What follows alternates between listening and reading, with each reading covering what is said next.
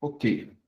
Senhores, muito boa tarde. Então, estamos oficialmente iniciando nossa aula síncrona, a penúltima aula da disciplina de eletromagnetismo desse ano letivo de 2021. Com muita alegria que nós vamos concluindo o nosso trabalho. Trabalho difícil, trabalho que a gente sabe que teve grande dificuldade devido à pandemia, devido às aulas assíncronas, devido a aulas síncronas, né, a falta desse contato presencial que é super importante para esse processo de ensino-aprendizagem, né, mas feliz também por ter conseguimos cumprir tudo aquilo que foi planejado, né? Felizes por ter conseguido chegar nesse momento com vitória, com alegria, com saúde, principalmente, né? E com o Senhor Jesus no coração, né? Tendo aí essa paz que às vezes transcende todo o entendimento, apesar de todas as vezes, todas as circunstâncias serem contrárias, nós nos alegramos, né? Porque temos a esperança que ele vive, né, que ele está ao nosso lado e que ele quer nos salvar principalmente. Então chegamos, concluindo aí mais uma etapa, né, já chegando aqui na penúltima aula com certo ar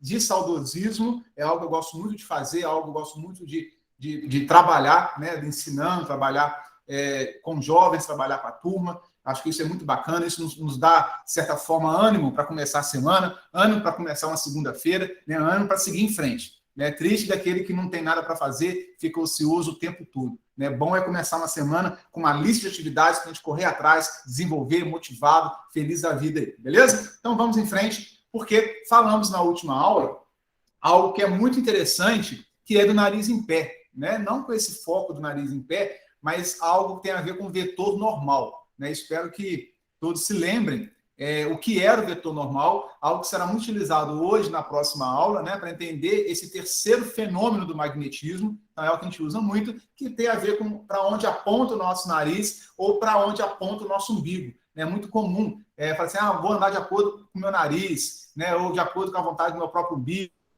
Onde aponta o umbigo, para onde aponta o nariz, esse é o vetor normal. Relembrando, nada mais eu tenho um plano, eu tenho uma bobina, eu tenho uma espira, né? E ele é 90 graus em relação ao plano. Então, eu tenho aqui o plano, como se a minha mão fosse uma espira, 90 graus, exatamente para onde sai o umbigo ou para onde sai o nariz. Esse é o nosso vetor normal. Né? Eu poderia colocar aqui um nariz de palhaço, para onde aponta o meu nariz, ficaria fácil vocês perceberem que se a minha espira, o plano, for o meu rosto, para onde aponta o meu nariz é o vetor normal. Alguma dúvida, senhores, com relação a esse vetor normal? Ou podemos avançar? Tranquilo? Por que eu preciso disso? Né? Por que isso é importante para o nosso aprendizado aí? Porque aqui agora na tela nós vemos uma animação que mostra o que é o fluxo magnético. E nós vamos entender a partir da aula de hoje, trabalhar mais esse conceito de o quão importante é um fluxo magnético atravessar uma espira, atravessar uma bobina, atravessar um condutor que seja. Né? Então, é super importante eu estabelecer um fluxo magnético atravessando, entrando ou saindo numa espira, ok? Porque na hora que as linhas do campo magnético atravessam essa espira, algo maravilhoso acontece. Um fenômeno da física acontece, que é o fenômeno de indução magnética. Indução de tensão, que nós vamos trabalhar mais na aula de hoje, beleza? Então, nós temos aqui um ímã, que é um campo magnético, olha só, um B rotativo. O que é B mesmo? B é campo magnético. Então, um campo magnético rotativo, um ímã rotativo, na frente de umas espiras aqui, ó. Tem 1, 2, 3, 4 espiras, né? E aí, na hora que o campo magnético ele atravessa essa espira e ora ele passa todo aqui dentro, ora ele passa meio inclinado, ora ele não passa nada, depois passa em sentido contrário. Na hora que ele fica oscilando aqui dentro, nós vamos ver que esse fluxo magnético oscilando aqui dentro, tendo uma variação de fluxo, isso provoca indução de tensão. Opa! Percebam, eu consigo gerar tensão elétrica, eu consigo induzir tensão elétrica quando eu tenho um campo magnético que varia passa dentro de uma espira. Eu consigo fazer uma variação. Essa variação pode ser simplesmente girando o ímã, pode ser afastando o ímã e aproximando o ímã, a espira ou os dois. Qualquer variação de fluxo é suficiente para produzir tensão. Isso faz questão que vocês entendam, que anotem, né? Porque se eu tiver um fluxo muito forte, muito poderoso, um fluxo lá, o tânus lá do campo magnético, atravessando a espira, mas estático, paradinho aqui dentro, apesar dele ser o campo magnético super intenso, ele não produz tensão induzida, ele não induz nada, porque ele está parado. Eu tenho que variá-lo no tempo, tem que aproximar, tirar, colocar. Na hora que eu tenho a variação do campo dentro de uma espira,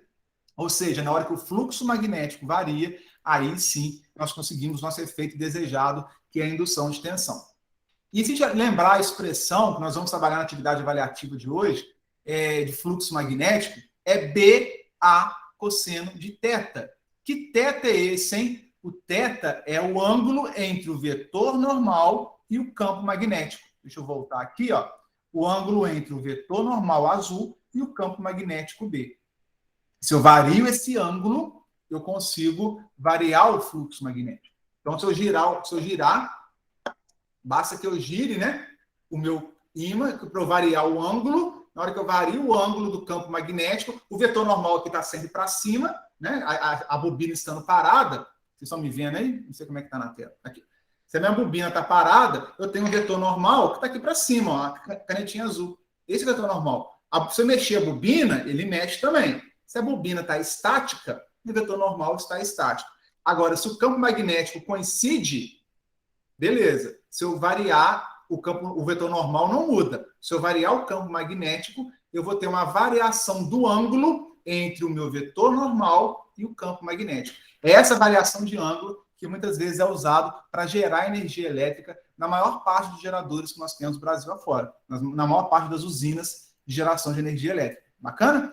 E aí, senhores, o que eu quero chamar a atenção aqui? A nossa estratégia, agora, enquanto técnicos, né? Se coloca aí no lugar de um técnico em eletrotécnica, vocês terão um diploma já, daqui a 2 anos. Você deseja variar o fluxo magnético dentro de uma espira. Aonde que vocês podem atuar? Em quais variáveis vocês podem atuar analisando a expressão do fluxo magnético? Quem me ajuda aí? Quem apuros? Quem me ajuda? Peraí, qual foi a pergunta? Eu quero saber agora, analisando como um técnico em eletrotécnica, tá? Eu tenho a expressão do fluxo, eu quero variar o fluxo nessas bobinas. Aonde que eu posso atuar para obter uma variação de fluxo magnético? Quais são as variáveis que eu posso variar para obter uma variação de fluxo? O que vocês Pera, acham? você está falando o que você pode fazer, assim, o fluxo variar para ele ter um fluxo variável? Isso que você está perguntando. Exatamente. Ah, Aonde que eu tá. posso atuar? Você pode girar o ímã, você pode girar o condutor, você pode ir girando qualquer coisa, né? Que não é isso que você. Isso. Mas olha só, vou analisar isso matematicamente falando. Fisicamente é o que você falou, tá perfeito. Matematicamente falando, eu posso mexer aonde? No campo B. Se eu Ah, aumento tá. Agora B, eu entendi. mexo no fluxo. Se eu aumento ou diminuo a área, eu mexo no fluxo. Se eu mexo no ângulo θ entre o vetor normal e o campo magnético B, eu também mexo no fluxo. Então vamos ver se isso é verdade, né? Vamos fazer uma análise aqui. Primeiro, eu tenho aqui, olha só, as linhas do campo magnético B. Acompanhe comigo, isso é importante vocês entenderem, tá? Linhas do campo magnético B, linhas do campo magnético B. Figura 1, figura 2. Nas duas figuras, senhores, o campo magnético é o mesmo. B, intensidade, número de linhas, tudo igualzinho. Tá? Então, o campo magnético aqui está fixo na figura 1 e na figura 2. O que eu tenho de diferença aqui? Eu tenho uma espira 1 com a espira 1. A espira 1 e a espira 1 é a mesma espira, o mesmo tamanho, a mesma área. Também não mudou. O que mudou aqui? O que variou? A gente dá um zoom aqui, ó. Olha esse ângulo θ e olha esse ângulo θ aqui. O vetor normal, ele é sempre 90 graus em relação ao plano da espira. Então, o que eu fiz com a espira aqui? Aqui eu estava com ela numa posição ao vetor normal. Eu inclinei mais a minha espira. Eu peguei uma espira que estava nessa posição aqui, deitei mais ela. O campo magnético não mudou, a área da espira não mudou, mas a inclinação da espira mudou. Consegue entender? Quem conseguiu entender que a inclinação da espira foi alterada? Eu posso girar a minha espira. Eu posso fazer um trabalho com a minha mão, olha lá, girar a espira. O campo magnético não mudou. O campo magnético está aqui, ó, vermelhinho aqui, ó. Eu posso girar a minha espira ao redor de um campo magnético fixo, não posso? O que vocês acham? Sim ou não? Pode. Beleza, Luiz. Beleza, isso que eu fiz. Na hora que eu giro a minha espira ao redor de um campo magnético B que está fixo, que está constante, eu giro a minha espira, eu estou mexendo no ângulo normal da espira também. E aí eu estou mexendo no ângulo θ.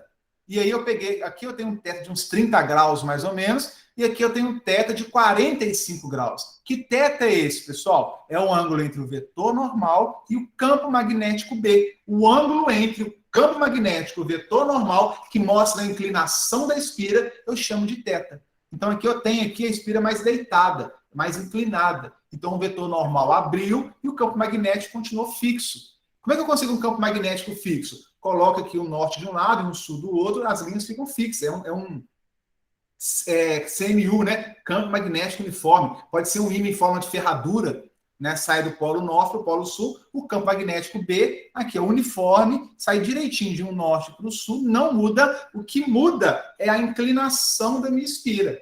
Então, fica claro para nós que é possível eu alterar o fluxo magnético, ou o fluxo magnético se altera quando eu mexo na inclinação da minha espira.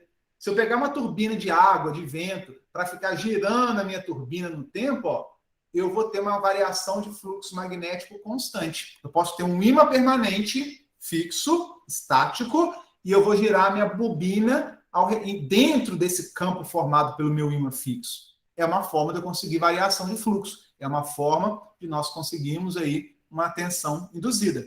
Beleza? Alguma dúvida? Podemos avançar? Mudei de slide, ó. O que eu fiz aqui agora? Fica fácil de notar? O que eu fiz? Eu tenho campo magnético B uniforme, fixo, constante. A inclinação, os 30 graus aqui, são os mesmos graus aqui. Não mexi na inclinação na espira. O que mudou da figura 1 para a figura 2? O que vocês acham que mudou? O tamanho da espira. O tamanho da espira. A área da espira. Ok? Então, eu aumentei a área. Se eu construir um gerador, perdão, ou um motor com uma espira, com uma área maior, o motor cresce de tamanho, o gerador cresce de tamanho e o fluxo também cresce de tamanho. Estão entendendo? Então, dá para a gente ter uma noção, senhores, que quanto maior for fisicamente a máquina, seja motor ou gerador, maior também será o fluxo magnético que eu vou obter, porque eu vou ter espiras com área maior. Então, grandes máquinas são grandes geradores, são grandes motores, inclusive porque há essa relação direta entre área da espira e fluxo magnético. Se eu voltar aqui na expressão do fluxo magnético, eu vou saber que quanto maior a área, maior o fluxo. Ah, professor, então constrói um motor do tamanho aí de um prédio de 15 andares. Vai ter um mega motor. Sim, mas também vou gastar muito material, vai precisar de muito espaço, tudo muito pesado, muito caro, difícil de transportar. Então, existe, na nossa área de engenharia, né, na área técnica, a relação custo-benefício. Opa, eu vou aumentar o tamanho do meu motor para conseguir um aumento de potência, mas tem que estar casado também para ficar algo factível, né? Para não ficar algo exagerado. Um motor muito grande, né, para conseguir um pequeno aumento de potência. Às vezes eu posso mexer no campo magnético B, eu aumento a potência do campo, eu giro mais rápido a minha espira. Então tem várias estratégias que nós estamos vendo aqui para conseguir um aumento do fluxo magnético. Aumentar a área é uma delas, não a única. Está entendendo? Tá? Só para mostrar essa questão de que quanto maior a área, maior o fluxo. Grandes motores, grandes potências. Bacana? Vamos avançar aqui então. Estão entendendo, pessoal? Agora nós já vimos, ó, já variamos a inclinação, o ângulo θ, variamos a área. E agora, olha que interessante, eu não esqueci de falar. Quando eu aumento a área de uma espira, ela abraçou mais uma linha do campo aqui, ó. O campo magnético é o mesmo da figura 1 para a figura 2, o mesmíssimo campo magnético. Só que quando eu aumento a área, eu consigo abraçar mais linhas de campo magnético. Se eu consigo aumentar a área, abraço mais linhas de campo magnético, o meu fluxo magnético que passa dentro da espira, ele aumenta. Por isso que quando eu aumento a área, eu aumento o fluxo. Eu consigo passar mais linhas de campo magnético ali dentro. Bacana? por último, eu vou agora aqui, ó, o vetor normal não mexi, a inclinação é a mesma. A área da espira 1 é igual à área da espira 2, é o mesmo tamanho. O que mudou da figura 1 para a figura 2? De cara salta aos olhos aí. Quem me ajuda? Você aumentou o campo, porque tem mais linhas de força.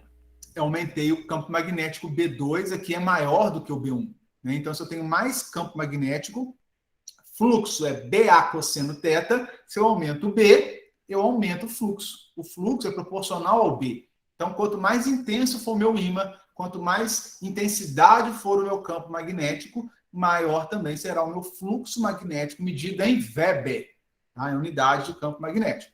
Aqui está escrito isso de forma bem resumida, tá, pessoal? Uns 3 casos, não li aqui, mas na hora que vocês forem estudar, basta ler que vocês vão recordar dessas explicações. Bacana? Para finalizar, até mostramos isso na última aula, que eu consigo fazer uma variação de fluxo magnético simplesmente, olha só, eu posso girar o ímã ou eu posso aproximar o ímã e afastar o ímã. Quando eu aproximo o ímã, mais linhas de campo atravessam a minha espira, atravessam o anel, né? Quando eu afasto o meu ímã, menos linhas de campo vão atravessar a minha espira. Então, eu consigo fazer variação de fluxo, aproximando, afastando, os dois juntos, um em relação ao outro, um fixo, o outro mexendo apenas. Tem várias formas de a gente alcançar a variação. Variou é o que importa. Lembre-se sempre disso, que o que importa, pessoal, é a variação, ainda que negativa, ainda que para menos. Tá? Se eu variar para menos, é variação. Ele produz uma tensão contrária, sempre uma tensão contrária que eu vou mostrar ali. Então, eu posso variar tanto para mais quanto para menos. Variou é o que importa. Show? Plus? E por último, para acabar essa questão de fluxo magnético, né? Encerrar e partir já para a tensão induzida, vale a expressão seguinte: nós até então tratamos uma única espira, uma única espira. Se eu tiver, no caso de um solenoide, N espiras, né? 20, 100, 1000, 3000, 7000 espiras. Se tiver várias espiras aqui, a expressão do fluxo continua sendo BA cosseno θ. Só que agora eu tenho N espiras, 1000 espiras, 100 espiras. Então, eu vou introduzir a variável N aqui no fluxo. É o número de espiras, como no caso de um solenoide, vezes o fluxo que atravessa uma, que é BA cosseno θ. Então, o fluxo que atravessa a primeira é o mesmo fluxo que atravessa a segunda, o mesmo fluxo que atravessa a terceira, e assim diante até a última, até a enésima bobina. Então, o fluxo total de um solenoide é o número de espiras que eu tenho vezes o fluxo de uma espirazinha. Mole, né? Tranquilo, intuitivo, ok? Dúvidas? E aqui, pessoal, nós temos aí 3 casos. Eu não vou fazer exemplo numérico hoje com vocês, vou deixar como atividade para casa, mas dá para a gente fazer o exemplo aqui literal. Olha só, eu tenho uma espira aqui, um anel, uma aliança, né? Em 3 casos. Opa, aqui é C. Ficou 2 Bs aqui. Tenho 3 casos, aonde sempre é importante eu pegar a minha espira, achar o vetor normal, a primeira coisa que a gente faz, olha o vetor normal aqui na A, na B e na C. Vetor normal sempre 90 graus do plano da espira. E aí, depois que eu achar o vetor normal, eu vou comparar o vetor normal com a linha do meu campo magnético. Nesse exemplo aqui, pessoal, os campos magnéticos B, vermelho, estão sempre para cima, constantes. Então, aqui eu tenho um ângulo θ, aqui eu tenho o meu ângulo θ vale 0 graus, e aqui o ângulo θ entre o B e o vetor normal da espira vale 90 graus. Então, como é que ficaria aqui o cálculo do fluxo magnético nessa situação A? Fluxo, esse valor B, 5 Tesla, 2 Teslas, tá? Não importa, vezes a área dessa espira. Lembrando, senhores, a área da espira aqui é metro quadrado. Então, se eu tiver o raio aqui em centímetros, em milímetros, tem que transformar para metro, né? E no final vou ter uma área em metro quadrado, que nós estamos no SI, Sistema Internacional de Unidades. Sempre faço questão de frisar isso, tem sido muito comum os alunos errarem aí por usar a área em centímetro quadrado, área em milímetro quadrado, né? Sempre que nós falamos de equações físicas, matemáticas, sempre os dados têm que estar no SI. E área no SI é metro quadrado. Bacana? Então, essa área, metro quadrado de área aqui dessa espira, vezes o cosseno desse ângulo θ. Cosseno de 30, cosseno de 25, de 45, né, de 60. O ângulo que eu medi aqui, eu vou tirar o cosseno desse ângulo. Bacana? E na situação B aqui coincidiu, ó, o vetor ortogonal à espira que nós falamos, que está 90 graus da espira, coincidiu com B. Então, o ângulo entre esses dois vetores é zero. Então, eu vou ter cosseno de θ igual cosseno de zero. Quanto que vale o cosseno de zero? O seno de zero é zero. O cosseno de zero é 1. Estou lembrado da trigonometria? Cadê a trigonometria? Aqui, ó. O cosseno de 0 graus, ele é 1. Né? O cosseno de 0 graus, ele é 1. Ele é todo. Ó. Se esse ângulo aqui coincidir com o eixo que está coçando, né? Está deitado, está coçando, o cosseno de 0 vale total, vale 1. O seno da projeção aqui é 0. O cosseno é 1, é o máximo. Okay? Então, quando o ângulo, o arco, ele coincide no 0 graus, o cosseno do ângulo é o valor máximo, que é 1. Ok? Se dúvida na trigonometria, me avise. E aqui, então, o cosseno de 0 vale 1. O fluxo, nesse caso, senhores, vai ser apenas BA, porque o cosseno de 0 vale 1. Então, é o fluxo máximo. Qual que é o máximo fluxo que pode atravessar essa espira com essa determinada área A, com esse determinado campo B? É a multiplicação do B pelo A. Lembrando que na hora que o vetor normal coincidir com o campo. Na hora que o vetor normal coincide com o campo, esse ângulo é 0 e o fluxo é BA apenas. E na situação oposta, na hora que eu tenho um ângulo aqui de 90 graus entre o meu vetor normal, ao nariz empinado, entre o vetor normal e o campo magnético. Que situação é essa, pessoal? Deixa eu ver se vale a pena a gente falar aqui. Eu tenho uma bobina. O vetor normal é o azul, tá? Deixa eu pegar o azul aqui, ó. Se minha bobina tá em pé, eu coloquei ela em pé aqui, ó. Tá vendo a bobina em pé? O vetor normal tá aqui, ó. 90 graus do plano da espira. Esse é o vetor normal. Se eu tiver um campo magnético que está para cima, quantas linhas do campo estão atravessando a espira? Se meu campo está todo para cima, assim, ó. Coloquei o norte aqui embaixo, coloquei o sul aqui em cima. O campo está para cima. Alguma linha atravessa a minha espira? Sim ou não? Não. Não. Então, nesse caso, qual que é o ângulo θ formado entre o campo B e o vetor normal M? O ângulo é 90 graus. O cosseno do ângulo, o cosseno de θ, cosseno de 90 vale 0. Então, pela expressão matemática, deixa eu voltar aqui, pela expressão matemática, eu vou ter que o θ, que vale 90 graus, o cosseno de 90, que vale 0.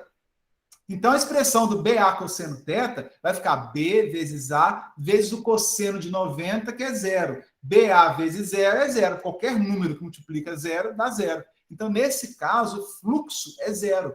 Matematicamente provado. Não só matematicamente, como fisicamente, a gente observa que tem que dar 0 mesmo. Né? Se o campo está para cima e meu anel está em pé, o fluxo tem que dar 0. Deu aqui matematicamente, porque o cosseno de 90 é 0, então o fluxo é 0, e a gente consegue perceber isso. Ah, mas eu não quero que seja 0. Basta eu inclinar o fluxo, estão vendo na tela aí? Ou inclinar a espira. Ou eu inclino a espira, ou eu inclino o fluxo. Tanto faz. Ok?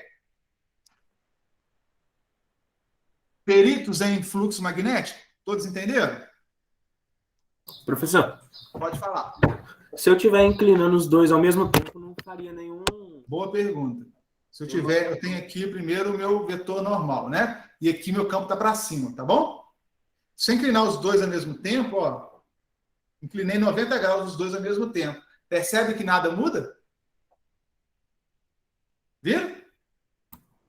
Sim. Se eu inclinar os dois ao mesmo tempo, um em relação ao outro, o que é um em relação ao outro? O vetor normal em relação ao campo magnético B e o θ, o ângulo θ mede exatamente isso, né? A posição do campo em relação ao vetor normal, se eu inclino os dois ao mesmo tempo, não muda nada. Então, se eu girar numa usina, numa usina hidrelétrica lá de Itaipu, se eu girar a espira e o campo ao mesmo tempo, sincronizadinho, não vai acontecer nada.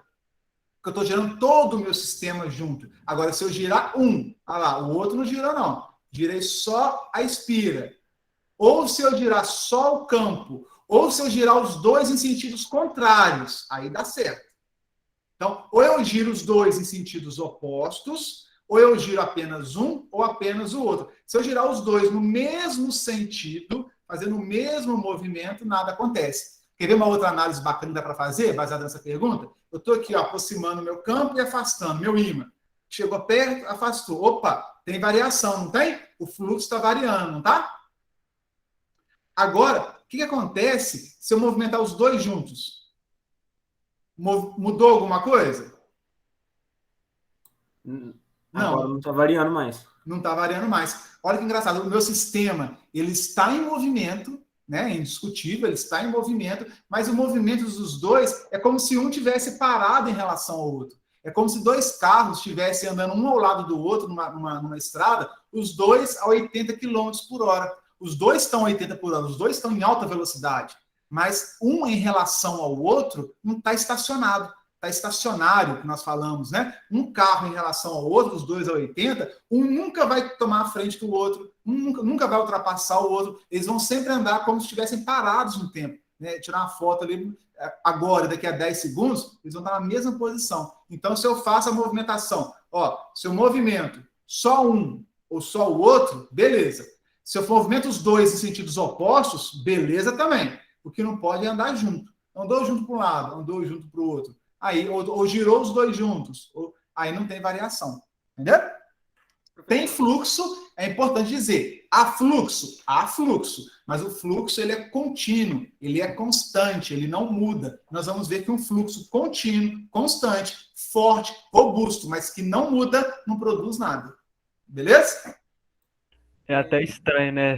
Tipo assim, você movimenta os dois juntos, aí você tá fazendo movimento, você tá, vamos dizer assim, gastando energia, né, pra movimentar aquela máquina, mas você não tá gerando nada. Tá gerando nada. Eu estou gastando trabalho, estou queimando combustível, né? Estou usando o vento, estou usando a água, estou queimando o óleo diesel, estou queimando alguma coisa, estou gastando energia, mas eu estou fazendo o processo físico errado. Olha que doideira, né? O meu processo físico ele está em desacordo com as leis da natureza. Né? Porque eu não posso movimentar os dois, eu tenho que movimentar um em relação ao outro. É muito interessante. Por isso que a ignorância nos mata. Né? Imagina só, eu queimar um tanque de combustível e no final não produzir nada, não gerei energia nenhuma. Né? Ao passo que basta você mudar a forma de fazer um em relação ao outro, que a mágica acontece. Essa é a ciência maravilhosa aí do universo que a gente vai descobrindo e usando a nosso favor. Né? Muito bacana. Professor, passou uma coisa agora. Então, assim, a variação ela é o que vai definir assim, a geração da corrente. Então, por exemplo, quanto maior for a variação, por exemplo, um tempo, você vai variar esse ângulo em função do tempo, por exemplo. Sim. Aí, quanto mais você variar o ângulo, por exemplo, em um segundo, você variou. Você passou lá um espaço angular, sabe? Você fez uma variação angular muito grande, você gerou mais corrente aí nesse condutor aí, né? Uhum. E se você tivesse feito essa variação, uma baixa variação, sabe? Você percorreu um pouco o espaço angular nesse mesmo segundo, sabe? Então, se você girasse os dois em sentidos contrários, a variação angular ela é maior. Sim. Então você consegue produzir mais corrente girando os dois em sentidos contrários. Com certeza, o efeito fica muito maior nesse caso. E você, traduzindo o que você comentou, tem a ver, então, com a taxa de variação, não é? Tem a ver com a taxa que eu estou variando o campo magnético. Porque se eu faço a variação apenas do campo, vou colocar aqui, ó. Se eu vario apenas o campo, eu vou ter uma variação lá qualquer. Agora, se além do campo eu ainda gasto aqui, os dois juntos, eu aumentei muito mais a minha taxa de variação. E se eu tenho mais variação de fluxo no tempo, quanto mais variação eu tiver, mais tensão eu vou conseguir gerar. Isso a gente consegue provar, é bom quando a gente está lá no laboratório, né, ou faz esse trabalho de final de ano. Se eu pegar um motorzinho de carrinho controle remoto, ou motorzinho de DVD, e ligar um LED nos terminais desse motor, e eu girar o motor, a gente observa que quanto mais rápido eu giro a manivela, mais o LED brilha, mais a iluminação fica forte. Tem umas lanterninhas, não sei se vocês já viram, uma lanterninha que é sem pilha. Ela tem não é munheca, não. Como é que chama? Não é manivela também, não. Você vai apertando ela, vai girando o motorzinho lá dentro. Quanto mais rápido eu aperto, mais rápido ele gira, mais a lanterna brilha. Se eu apertar devagarzinho, o LED dá aquela piscadinha leve e volta. Se eu acelerar lá, tanto aumenta a frequência das piscadas, quanto aumenta a intensidade. Entendeu? Então tem tudo a ver com a taxa de variação do fluxo magnético. Uma variação lenta produz menos efeito. Uma variação muito rápida produz muito mais efeito. Tem tudo a ver, sim. Tá? Nós vamos já chegar na equação que eu vou conseguir te provar isso. Beleza? Já vamos chegar já nessa equação que eu consigo te provar que a velocidade tem tudo a ver com um fenômeno, né? Primeiro, eu queria mostrar, se vocês entenderem essa imagem aqui, vocês vão ser capazes de entender o funcionamento de um transformador de energia. Já viram falar sobre isso? Tem todos os postes aí, tem várias aplicações de transformador. Quem vai falar de transformador de energia? Alguém? Todo mundo já viu, né? Já viu, né? Todo mundo já viu um estourando, alguma coisa assim. Exatamente. O que faz um transformador? Funciona exatamente baseado nessa terceira lei do magnetismo que nós estamos estudando. Vamos entender aqui, quer ver? Ó? Primeiro, o que é importante vocês saberem? Eu tenho aqui uma pilha, uma fonte, uma bateria, seja lá o que for, uma chave. Na hora que eu fecho a chave, eu coloquei aqui, a corrente circula por essas 4 espiras e volta para cá, para a minha bateria, para a minha fonte, corrente contínua, hein? E na hora que eu estabeleço a chave, que eu fecho a chave, circula uma corrente por aqui, e pela primeira lei do magnetismo, primeira regra da mão direita, o que a gente aprendeu? Nós aprendemos que corrente circulando produz o quê? Quem me ajuda? É magnético. Campo magnético. Magnético. Ou seja, esse fluxo magnético em vermelhinho, que eu chamei aqui de fluxo, ele surge na hora que eu fecho a chave, porque essa corrente que vai circular aqui vai produzir esse fluxo. Professor, esse fluxo está bonitinho dentro da bolacha, né? Claro que é uma bolacha ferromagnética, uma bolacha de aço, é um toroide, que a gente chama de aço. O fluxo não está vindo aqui para fora pelo ar, não? Não. Porque tem algo que nós chamamos de permeabilidade magnética, que nós já vimos, que é muito mais duro, sofrido, difícil para o campo viajar pelo ar do que simplesmente escorregar aqui dentro da rosquinha, né? Da Toshines, não. Como é que chama aquela? Mabel? Da rosquinha Mabel e voltar e ficar rodando aqui dentro. A permeabilidade magnética dentro de uma rosquinha de aço, por exemplo, né? Ela é muito maior do que o ar. Então, na hora que eu estabeleço uma corrente pela primeira lei do magnetismo que nós vimos, primeiro fenômeno, surge um fluxo magnético dentro aqui desse toroide, dentro dessa rosquinha aqui de material ferromagnético. Muito bem, novidade nenhuma até aí. Reparem que agora eu peguei do outro lado dessa rosquinha e coloquei mais 1, 2, 3, 4 enrolamentos. Peguei um fio condutor, um cabo condutor, dei 4 voltas. Liguei aqui no voltímetro, que acusa se tem tensão ou não. Na hora que eu fecho a chave, senhores, começa a circular aqui uma corrente, esse fluxo que nasce dessa corrente que vem da bateria, ele nasce daqui, e aqui vale a máxima, pau que dá em Chico, dá em Francisco. E aí o pau que dá em Chico aqui, ó, o fluxo que nasceu devido à corrente circulando aqui, esse fluxo vai passar dentro dessas espiras do outro lado. É um fluxo comum, criado, gerado pela fonte, pela chave, na hora que eu fechei. Mas o fluxo que foi criado aqui, ele vai passar aqui também. E aí eu vou ter um fluxo magnético, ó, Chicken Weber, fluxo magnético, não é Tesla, é fluxo agora, passando dentro dessas espiras. E aí eu vou estabelecer um fluxo magnético dentro dessas espiras, que pela terceira lei do magnetismo nos diz que se esse fluxo variar no tempo, eu vou ter uma tensão induzida, eu vou criar uma tensão. E na hora que eu abrir a chave, o fluxo que foi gerado pela bateria, pela corrente que saiu da bateria, cessou, acabou, sumiu. Aqui também vai sumir. E aí eu vou marcar, será que eu vou medir alguma tensão aqui? E aí vale algumas análises, vale a gente pensar alguma coisa. Ora, essa fonte aqui é uma fonte de corrente contínua. Não é uma fonte de corrente alternada, como nós temos na tomada, como nós temos na CEMIG, corrente contínua. Então, uma vez que eu fecho a chave, a corrente vai circular aqui, ó, sempre no mesmo caminho, na mesma direção. Esse fluxo aqui vai ser um fluxo grande, intenso, porém constante. Não vai variar o fluxo. Criei um fluxo aqui de 20 Weber. Ele vai ficar 20 Weber circulando aqui dentro, ó, enquanto a chave estiver fechada. Na hora que eu abro a chave, os 20 Weber volta para zero. Na hora que eu fecho a chave, o 0 Weber vai para 20 Weber. Entendeu? E aí, olha que interessante, na hora que, ao fechar, no momento que eu fecho a chave, o meu voltímetro marcou uma tensão aqui positiva. Sei lá, 10 volts, 12 volts. Na hora que eu fechei a chave, ele marcou. Mas se a gente monitorar esse voltímetro aqui, ele marca 12 volts, fechei a chave. Logo ele vai para zero. E fica marcando aqui 0 volts. Isso aqui é uma foto. Uma foto que foi tirada, entendam assim, tá? É uma figura do livro, óbvio, mas entendam como se fosse uma foto tirada no momento exato que eu fechei a chave. Marca 12 volts. Continua com a chave fechada, volta para zero. Por que será que volta para zero? Se o fluxo ainda passa por aqui. Quem me ajuda? Estou em apuros. É porque mesmo o fluxo passando, ele não tem mais variação. Ele passou ali, quando você ligou, né, a chave ali, ele passou do 20, ele passou do 0 pro 20. Deu Aí um ele degrau. continuou 20 continuamente. E o 20 Isso. continuamente não teve variação. Então, no degrau do 0 para o 20 Weber, é um degrau, né? Quando você subiu o degrau. Depois que chegou no 20, fica constante no 20. Nesse degrau do 0 para o 20, foi uma baita variação. Tinha nada, foi para 20. Ele marca 12 volts e volta para zero.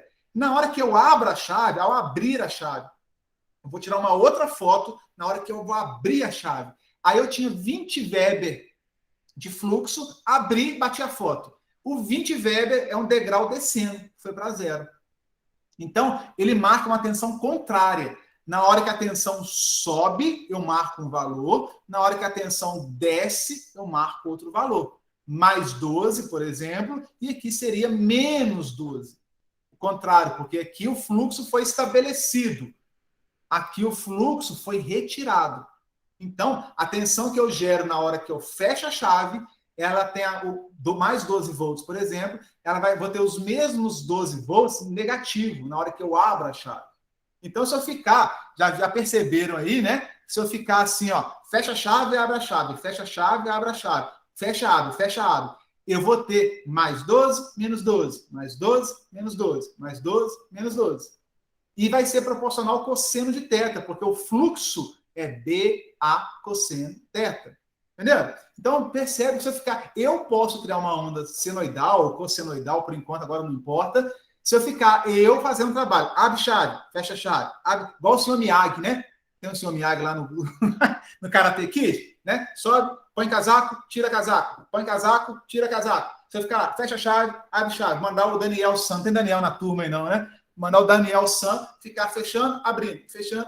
Eu vou estar criando tensão, sim. Mais 12, menos 12. Mais 12, menos 12. Se eu ligar um LED ali, o LED pisca para um lado, pisca para o outro. Pisca para um lado, pisca para o outro. Entendeu? É uma forma de eu criar. Porque se eu só fechar, o LED pisca, acabou. A luz pisca e acaba. Na hora que eu abro, ele pisca de novo. Então, se eu fechar de manhã e abrir de noite, eu vou ter duas piscadelas. Agora, se eu ficar abrindo e fechando, põe casaco, tira casaco, eu vou ter essa luz piscando. Se eu conseguir fazer isso numa velocidade incrível de 60 vezes por segundo, que são os 60 Hz, eu vou ter a minha lâmpada piscando 60 vezes por segundo. Os nossos olhos humanos não são tão ninjas assim para perceber uma lâmpada acendendo e apagando 60 vezes por segundo. A gente vai ver a lâmpada acesa o tempo todo. Olha que barato, né? Ó, agora desvendando o mundo.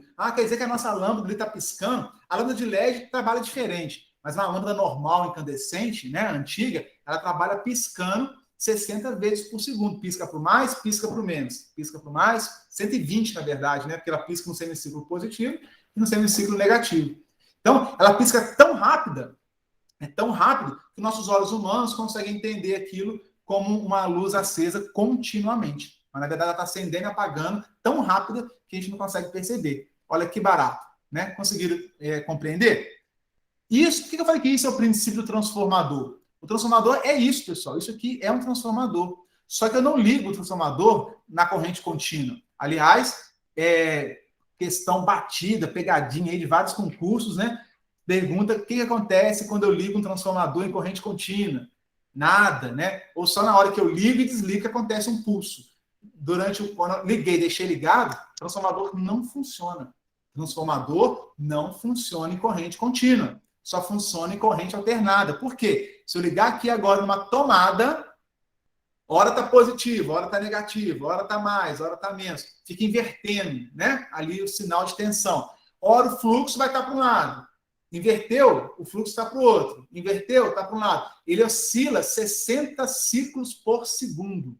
60 para cima, 60 para baixo por segundo. Aí eu vou ter um fluxo aqui dentro que hora está numa direção, hora está em outra direção.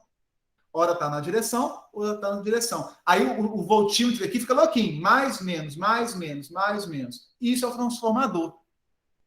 Vocês devem estar se perguntando, ora, mas o que eu ganhei com isso? Né? O que eu ganho em fazer um transformador, então, se eu coloquei uma corrente alternada, já era alternada. Continuou alternada, eu vou usar tomada direto. Né? Por que eu vou usar transformador? Alguém sabe me responder? Para mudar a tensão. Não, dá para aumentar o nível ou diminuir. Bacana. E como é que será que eu aumento o nível ou diminuo o nível de tensão, hein? Aumentando ou diminuindo a quantidade de... Inspira. Chama? Inspiros ali. Uai, onde vocês viram isso? Ah, pesquisa. Quem explicou isso para vocês? Oi? Ah, foi pesquisando, né? Pesquisando aqui agora, entendendo aí, como é que foi? Não foi agora não, já sabia disso, é porque eu tinha uma grande dúvida, grande dificuldade em entender indução magnética, e fui tentando. Não, bacana. Mas de toda forma, vocês estão de parabéns, porque esse é o pensamento que eu quero que vocês cheguem. Olha só, nós vimos que o fluxo é BA cosseno θ. Se eu tenho várias espiras, eu posso colocar um N na frente. NBA cosseno... Não ficou um NBA aqui? Cadê o NBA? Cadê? Quem gosta de basquete aí? Olha o NBA aqui. Ó. Nunca mais vocês esquecem essa expressão, né? Para lembrar do basquete americano, da NBA. Olha o N aqui, ó. Tem a ver com o número de espiras, pessoal. Aqui eu construí um transformador que não faz muita coisa, a não ser um isolamento, depois eu explico o que é isso melhor, mas um isolamento magnético, né? Um desacoplamento aqui. Mas, na verdade, aqui eu tenho 4 espiras. O fluxo que eu produzi aqui vai passar dentro das próprias 4, o mais 12 aqui produz mais 12 aqui, nada mudou. Mas se eu coloco 4 e aqui eu coloco 40, opa, o fluxo aqui passou em 4. Aqui, o mesmo fluxo vai passar em 40, ou seja, 10 vezes mais do que o original. O fluxo é o mesmo. Se eu passar o fluxo, que é o mesmo, vamos passar em ampere, em corrente, 2 amperes, né? Eu tenho, ao invés de 4, eu tenho 40, eu vou multiplicar 2 vezes 40. Então, se eu conseguir colocar 40 espiras aqui, e 4 desse lado, e 40 espiras aqui, a minha tensão aqui no voltímetro vai estar multiplicada por 10. Porque tem 10 vezes mais espira do que no primário. Aqui é um primário, aqui é um secundário, que nós chamamos. Primário transformador, secundário transformador. Então, esse jogo de espiras, 1 para 100, 10 para 1000, 1 para 400, 1 para 5. Então, se eu coloco uma espira aqui, 5 do outro lado, eu aumentei a tensão 5 vezes no secundário. Se eu colocar 10 aqui e uma só no secundário, eu tenho 100 volts no primário, eu reduzi a tensão em 10 vezes. 100 volts caiu para 10 volts. Então, eu tanto posso aumentar, como eu posso diminuir a tensão. Isso é o que faz o transformador. O transformador, ele aumenta a tensão ou ele diminui. Depende da forma que é construído. Depende da forma que ele é ligado. Né? E como é que eu faço essa relação, se vai aumentar, se vai diminuir? Baseado no número de espiras do primário, do número de espiras do secundário. Justamente por conta da expressão fluxo NBA ou NBA cosseno θ. Quanto mais espiras eu coloco, se eu colocar números idênticos de espiras, eu vou ter a tensão do primário igual a tensão do secundário. Se eu colocar um número maior, eu subo a tensão. Se eu colocar um número menor, eu diminuo a tensão. Olha que fantástico. Vocês já estão aí peritos em transformador de energia. Entenderam? Pode falar. Se eu mudar a área do condutor de um lado, vai mudar também, não vai? Vai mudar também. Então, tem um lance, né, de espiras, de área. Aí, no transformador, normalmente, as espiras são quase que a área são parecidas, o eixo é comum, aí você vai estudar melhor a questão construtiva. Mas a área impacta, sim, com toda certeza. Tá? B, A, cosseno, θ. Todas as variáveis que estão ali vão impactar. Boa observação. O que a gente mais usa é a questão do número de espiras. Tem várias formas de quantidade transformador, né? Tem uma que é o núcleo, o INE, que nós chamamos, que o núcleo é o mesmo tamanho, e eu enrolo ao redor do núcleo. Né? Então, a área fica basicamente a mesma, só muda o número de espiras. E esse número de espiras, pessoal, pode chegar a 1000 vezes, 10.000 vezes diferença, tá? Eu posso levar a tensão de 13.000 volts para 500.000 volts. Né? O aumento pode ser muito grande, ou eu posso abaixar muito se assim eu quiser, beleza? Boa observação. Viram só? Olha que interessante, então. Eu consigo produzir energia, né? Gerar energia em indução, aumentar ou diminuir, inclusive, baseado nesse fenômeno de indução eletromagnética. Do fluxo criado por uns enrolamentos, eu forço esse fluxo a passar em outros enrolamentos e aí eu vou ter uma tensão refletida lá no secundário que nós chamamos. Ok? Isso tudo para mostrar o quê, pessoal? Que a simples presença do campo magnético ou de um fluxo magnético, olha só, não gera corrente elétrica. Para gerar, induzir, produzir, seja lá o que for, é necessário variar o fluxo magnético. Eu não sei se a experiência lá no passado, do cara que inventou, estudou isso, se ele fez isso, né? Se ele fechou a chave, viu que o voltímetro variava, depois voltava para o zero. Aí ele abria a chave, variava ao contrário, voltava para o zero. Né? Eu não sei qual que era, se foi exatamente assim que ele chegou a essa conclusão. O fato é que essa experiência nos mostra muito bem como que isso funciona. E mais, para isso funcionar, é bom que o instrumento seja analógico. Ponteiro, mola, eletromecânico. Por quê? Muitos instrumentos digitais, na hora que eu fecho a chave ou abro a chave, o circuito eletrônico ele tem ali um amortecedor, tem um delay, que o visor nem mostra que apareceu 12 volts e acabou. Se a indução for muito rápida, ele filtra aquilo, até para não mostrar valor transitório na tela, ele filtra aquilo e não mostra nada. Então, se fosse hoje, nos tempos de hoje, com um voltímetro digital, possivelmente essa experiência nem seria válida, né? Ela funciona muito bem com instrumento analógico, um ponteiro, toda uma eletromecânica ali envolvida. Variou o fluxo, aí ele distende a mola, vai nos 12 volts, depois volta para o zero. Né? Então, se fosse hoje com instrumentos digitais, possivelmente essa experiência, essa observação científica não seria notada. Olha que legal, né? A gente consegue até reproduzir isso no laboratório, mas com voltímetros de ponteiro, analógicos ou eletromecânicos. Então, nós temos que ter variação. Dúvidas, senhores? Podem me interromper a qualquer tempo, tá? Dúvidas, podem me interromper. E olha só, a simples presença do campo não gera corrente. Para gerar corrente, é necessário variar o fluxo magnético. E mais, é interessante dizer, pessoal, aqui eu liguei um voltímetro. Um voltímetro. Vale a pena detalhar, exemplificar aqui, que quando a indução eletromagnética, ela não produz corrente. Olha que eu vou repetir, hein? A indução eletromagnética, ela não induz corrente, ela induz tensão, volts. Agora, se eu pegar esses volts e ligar uma lâmpada, né, ligar ali um motorzinho, ligar qualquer carga que seja, essa tensão que eu gerei, ela vai circular na minha carga, vai fazer a lâmpada acender, o chuveiro esquentar, o carrinho movimentar. Aí sim eu tenho uma corrente, um fluxo ordenado de elétrons. Mas a rigor, né, quando a gente fala em termos científicos, a indução eletromagnética, a variação do fluxo magnético, ele produz tensão, igual na tomada. Quantos volts nós temos na tomada? Quem me diz aí? Monofásico 127. Eu tenho corrente na tomada? O que vocês acham? Se não tiver nada Quando você não liga ligado, o aparelho, não. Então, mas sempre tenho tensão na tomada? sim. É isso que vocês entendem. A indução, quando eu faço a variação do fluxo magnético, eu sempre vou ter, aqui nos terminais, uma tensão. Se eu estou usando a tensão ou não, se eu conectei aqui um celular para carregar, uma lâmpada para acender ou não, é outro papo. mas o que eu consigo induzir, produzir, gerar, inclusive lá no gerador de Itaipu, gerador de Furnas, qualquer usina que você imaginar, eu sempre produzo, entre aspas, gero tensão. Agora, na hora que eu ligo uma carga, na hora que eu conecto uma residência, uma indústria, aí essa tensão que está lá disponível vai ser convertida numa corrente elétrica que vai circular pela carga. Tá? Isso para dizer, que vê muitos livros por aí, que fluxo magnético variante no tempo produz corrente elétrica. Não, produz tensão.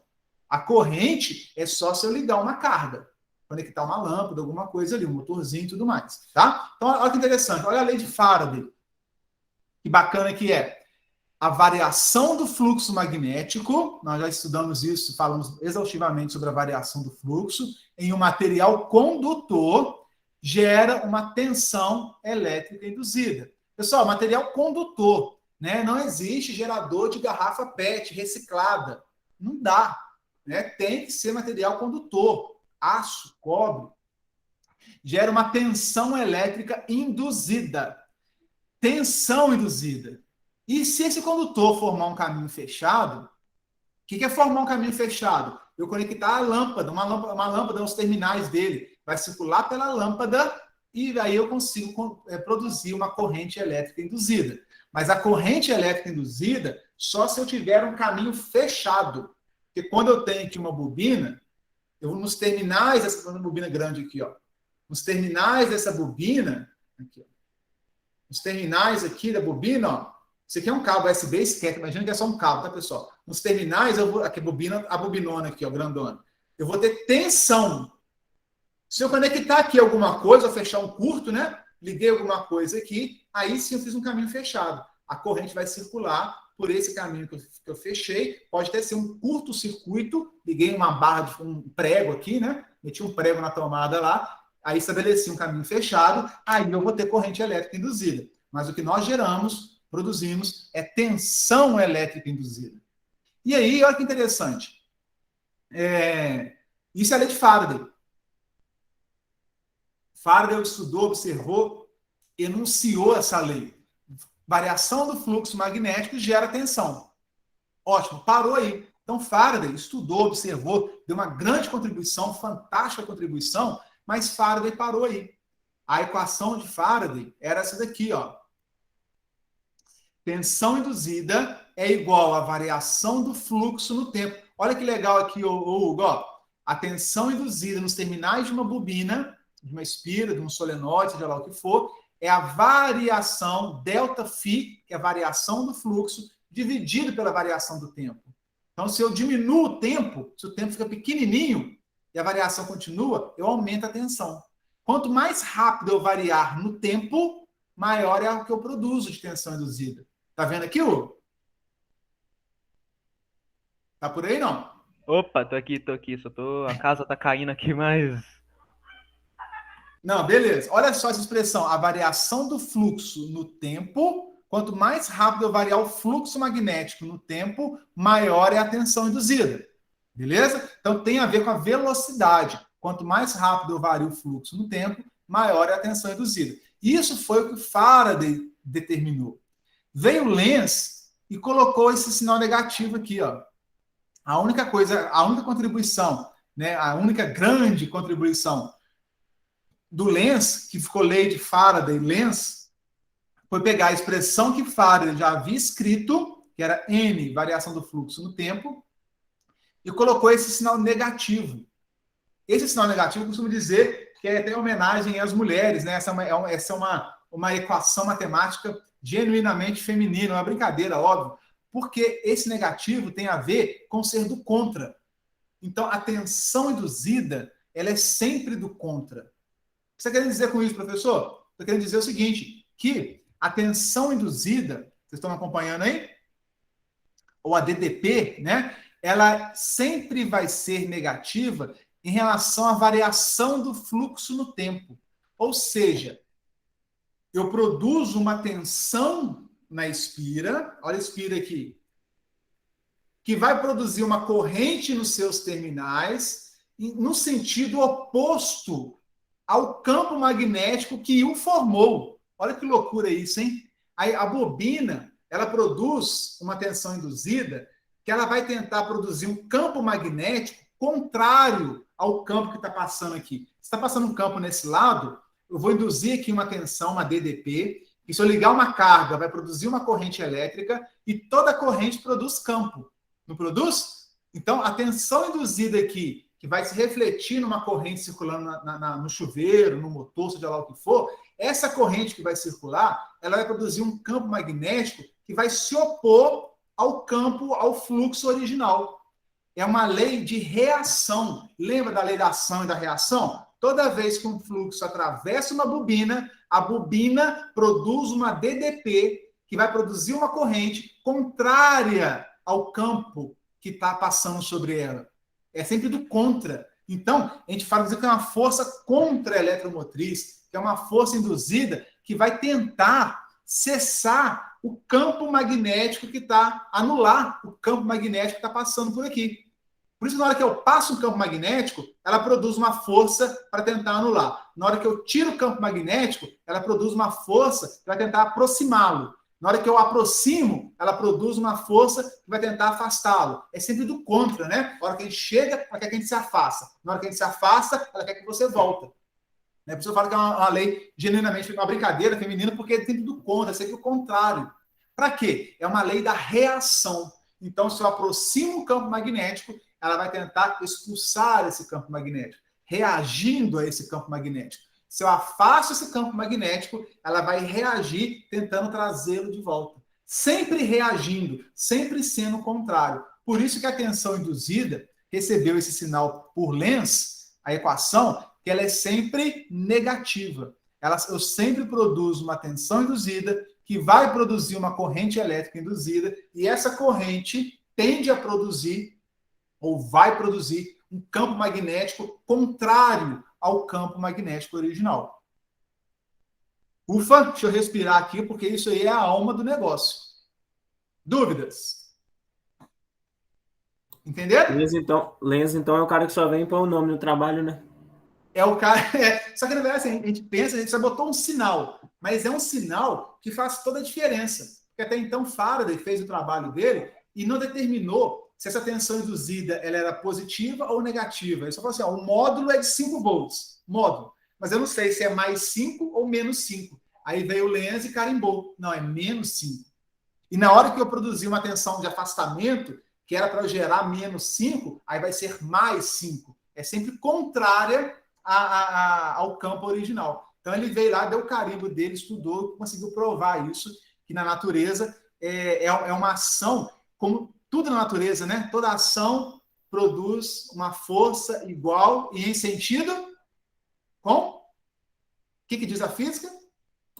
Toda ação, toda força produz uma reação de mesma intensidade, mas com sentido o quê? Contrário. Acho que Lenz, né, estudou isso na mecânica, na física mecânica, já sabia isso da física. Falou, será que aqui, então, já que é tudo física, no magnetismo, esse princípio também não se aplica, ou não se aplicaria? E, de fato, se aplica. Olha que louco, né? Então, o que eu produzo... olha a natureza. Gente, isso é fantástico quando você começa a entender esse trem. Olha como é que a natureza trabalha, né? Existe um campo... Eu estou forçando o campo magnético passar aqui, ela vai produzir uma tensão, uma corrente, que vai produzir um campo contrário a esse de aproximação. Vai tentar expulsá-lo. Aí, na hora que eu afasto, eu falo, opa, não, você já estava aqui dentro, agora você vai embora, não, volta. Então, ela está sempre reagindo à presença do fluxo magnético. Se o fluxo aumentou, ela quer que ele diminua. Se o fluxo diminuiu, ela quer que ele aumente. Por isso que se for um fluxo constante,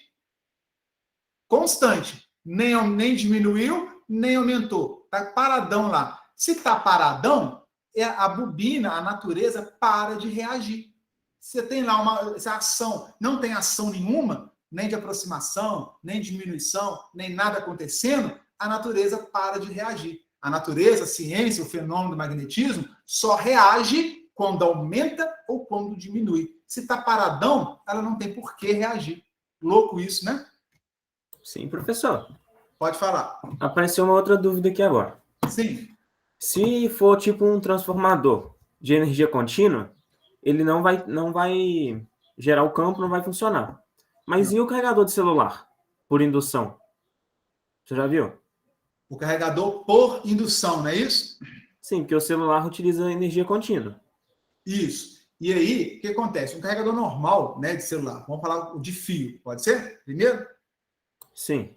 O de fio, eu ligo numa corrente alternada, o carregador normal, né, esse carregadorzinho aqui, eu ligo ele numa tomada, aqui é alternado, bacana?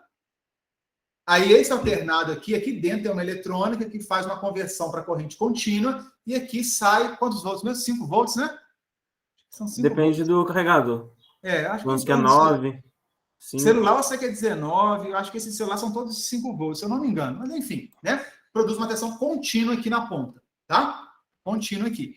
O de indução, eu não tenho detalhes técnicos sobre o projeto, mas eu imagino o seguinte, se eu for fazer um carregamento por indução, eu tenho que criar uma indução, uma onda, que ela é variável no tempo. Se for uma onda constante, o celular não consegue absorver isso. Então, deve ser uma onda oscilante, uma onda de energia, né? uma onda eletromagnética, que ela oscila, é igual sinal de celular, sinal de voz, é um sinal que está oscilando várias vezes ali por segundo. E aí o celular consegue receber essa indução e carregar a bateria com isso. Aí dentro do celular, óbvio, eu vou pegar essa variação e eu vou converter isso para uma corrente contínua para carregar a bateria do celular, entendeu? Então, assim, tudo é CA. Na hora que eu vou jogar na bateria, é que eu converto isso, eu passo de CA para CC, eu uso um retificador para carregar essa bateria com corrente contínua. Ok? Assim como é aqui, ó. Eu tenho aqui um sinal na tomada CA, passo aqui para uma eletrônica e aqui sai corrente contínua para jogar dentro da bateria. Né? Aí já estou jogando direto lá dentro. No indução, eu vou ter um sinal modulado, CA, que eu vou converter isso depois lá dentro, retificar e jogar na bateria. Mas a indução só vai acontecer se o sinal variar no tempo. Não variou no tempo, eu não consigo ter indução. Ok? Entendi. Então a variação vai em circuito CA até dentro do celular e dentro do celular que vira CC. Eu vou ter uma tensão induzida CA e no final lá dentro eu vou ter um retificador que eu vou retificar isso, converter isso para CC para cair dentro da bateria. Mas a indução, o fenômeno, tem que ser alternado, tem que ser variando no tempo. Ok? Entendi. Tá? Se tivesse na laboratório, faria isso, né? Pegaria o transformador, ligaria ali o CC nele, né? E não produziu nada. Liga o CA, ele começa a produzir. E que é o que tem aqui dentro. Aqui não é um transformador, porque aqui é outra eletrônica, mas se fosse um carregador rústico, antigo, lá de trás, eu teria um transformador, igual o computador. Vamos pegar o computador, né? Computador, a fonte ainda é com... Acho que nem computador é com transformador mais. Ele já é fonte chaveada, perdão.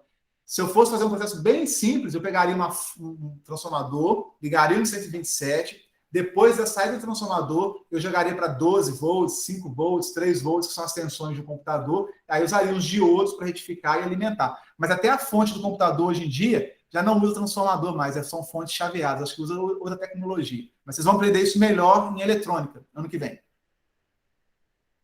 Pode falar, quem ia perguntar? Não, é que você estava falando que, tipo assim, induz uma tensão e não uma corrente. Então, na geração de energia, até um certo ponto, tipo, quando vai lá 20 mil volts, ali não tem corrente nenhuma, é só tensão naqueles Só cabos de tensão. transmissão. O que a gente gera, induz, é tensão, só tensão. Por exemplo, eu tenho um gerador funcionando, está ligado à linha de transmissão, andou 500 quilômetros, mas chegou lá no consumo, eu abri a subestação, está aberta, a seccionadora está aberta, o disjuntor está aberto, não tem corrente nenhuma circulando, somente tensão, assim como é a tomada. A corrente, ela só surge quando eu fecho o caminho conectando uma carga, porque todo o processo é baseado na geração de tensão, entendeu? Então, assim, quando eu vou colocar, por exemplo, um telefone para carregar, os elétrons, eles estão lá na usina, eles vêm na velocidade praticamente quase da luz, né? O elétron vem quase na velocidade da luz, né? Ele vem quase na velocidade da luz e entra no seu telefone, né? Da usina para o seu telefone. Então, mais ou menos assim, porque tem uma história muito legal, não consigo contar aqui agora, na história, né? Provar isso, que assim, todos os elétrons estão pelo sistema, fio de cobre, o fio de cobre já tem os elétrons na pontinha dele. O que a gente faz é empurrar lá, grosso modo, tá, Aldão? Bem a grosso modo. Na hora que eu ligo aqui a minha tomada, no carregador de celular, por exemplo, eu empurro um elétron lá da usina e o elétron que está saindo aqui, que está chegando aqui no cobre já, ele cai no meu carregador, entendeu? Aí entra 2 lá, sai 2 aqui. Então ele entra lá e sai aqui. Ok? Então, assim, Entendi. É tipo um empurra-empurra. O que a DDP faz, o que a diferença de potencial faz, a grosso modo, é empurrar. Então, lá na usina, tá lá, eu estou gerando, tá um monte de gente empurrando lá. Só que não tem ninguém consumindo. Na hora que eu ligo alguma tomada, liguei a tomada, aí os elétricos que estão aqui na pontinha, lá na tomada, querendo pular a tomada já, eles são os primeiros a cair. Né? Eles caem lá, como se mergulhando no seu equipamento, e aí está entrando novos elétrons lá na usina. Eu estou empurrando novos lá, estão saindo daqui. É uma fila, né? Entendeu? Só que assim, o elétron que entra lá, eu não sei se ele vai chegar aqui na minha tomada. No meio do caminho, ele pode ir para outro lugar. O que importa é o seguinte, para sair elétron aqui, 1 milhão de elétrons aqui, tem que entrar 1 milhão de elétrons lá. Para onde que esses 1 milhão vão depois, né, que tá um monte de carga ligada ao mesmo tempo, não dá para saber. O que eu sei é o seguinte, hoje o Brasil, o país todo, está precisando de uma carga, aí é potência que a gente fala, né, de tantos megawatts. Então, para a gente alimentar todos os consumidores com tantos megawatts, eu tenho que injetar na usina os mesmos megawatts. Tem que ser igual. Tudo que está sendo consumido tem que ser igual ao que está sendo gerado. Essa conta tem que ser certinha. Se não for certinha, começa a ter problema no meu sistema. A frequência começa a cair, a tensão começa a se alterar, porque tem um desequilíbrio entre o que está saindo de cada tomadinha no Brasil e o que está entrando pelos geradores, entendeu? Tem que ser um equilíbrio perfeito. E aí as usinas percebem isso. Opa, tem muito elétron sumindo, eu estou empurrando, eles estão ficando muito fácil de ser empurrado, eu tenho que aumentar a pressão. Aí aumenta a geração, abre a comporta, passa mais água, reforça a geração, empurra mais elétrico, porque eles estão demandando muito elétrico, estão demandando muita carga. Opa, agora está de madrugada, ninguém está consumindo nada, eu estou socando elétron na rede. O que acontece? Eles vão ficar cada vez mais pressurizados no sistema, né? Brasil, pressurizado. Aí a frequência sobe, a tensão vai ficando maior. Aí, opa, fecha a comporta, diminui a água, diminui o vento, porque a pressão está ficando demais e não está saindo elétrico. Está só chegando e não está saindo. A pressão está ficando demais. Está virando um caldeirão. E aí, então são sistemas automáticos, né, que vão regulando isso, de modo a permanecer sempre com 60 Hz no sistema. 60 oscilações por segundo, os níveis de tensão variando mais ou menos 2%, 3%, por aí vai, entendeu? Então é um sistema muito complexo, muito bacana, mas que começa com esses fundamentos que nós estamos estudando aqui. Mas uma coisa que passou agora, só para confirmar, Uhum. é o seguinte, o transformador, então, ele tem... Acho que eu tinha visto isso em TME, agora já está mais aprofundado, né? Que o transformador ele tem a potência ativa e reativa. A ativa é a potência de fato, é a corrente ali que está gerando trabalho, né? Que está sendo consumida pela carga, e a reativa é a que está gerando esse campo magnético aí, que vai induzir a tensão e tudo mais. Mas assim, então se a fonte de tensão que está gerando ali a corrente, que está gerando a potência reativa for de corrente alternada, então a potência ativa também vai ser de corrente alternada. Isso, a potência ativa é a corrente alternada, mas a gente vai ver que a corrente alternada ela tem uma parcela de potência ativa e uma parcela de potência reativa. Ela tem as duas parcelas dentro da mesma corrente, que é o famoso número complexo, a parte real e a parte imaginária. Que vocês vão ver melhor em detalhes no segundo ano. Não se preocupa, não. A gente vai ver que a corrente alternada, tá, vamos supor, 2 amperes. 2 amperes em corrente contínua, pronto, morreu, faz todo sentido. 2 amperes em corrente alternada, eu tenho que falar qual que é o ângulo.